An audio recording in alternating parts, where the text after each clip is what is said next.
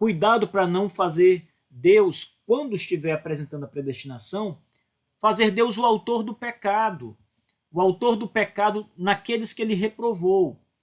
Porque quando como a predestinação é parte da doutrina do decreto divino, o decreto de todas as coisas, algumas pessoas que também são contra a doutrina da predestinação, elas acabam, o seu entendimento acaba partindo para a ideia de que Deus é o autor do pecado.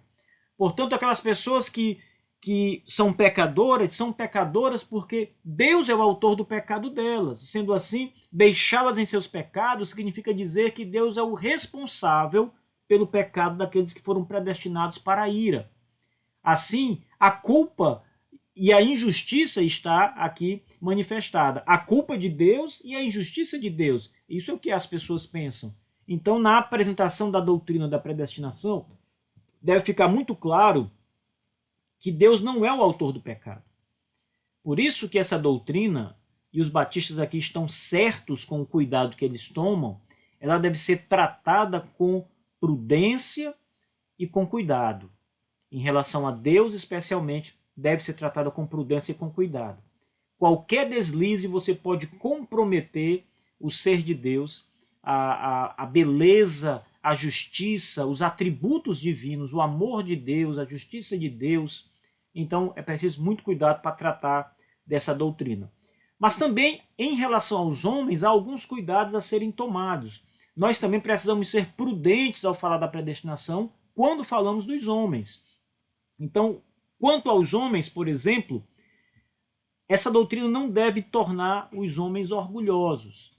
Então, aquelas pessoas que são crentes em Cristo Jesus, têm certeza da sua eleição, sabem que foram chamadas eficazmente por Deus, pelo Espírito Santo, elas não devem se tornar assim orgulhosas, como aqueles que dizem, olha, eu sou um eleito de Deus, e você?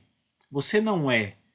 A eleição, esse elevado mistério da predestinação e da eleição não deve, em hipótese alguma, levar o homem a ser uma pessoa orgulhosa, uma pessoa pretensiosa.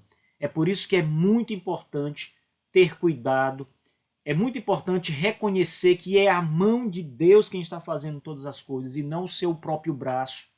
É muito importante entender a sua condição na predestinação.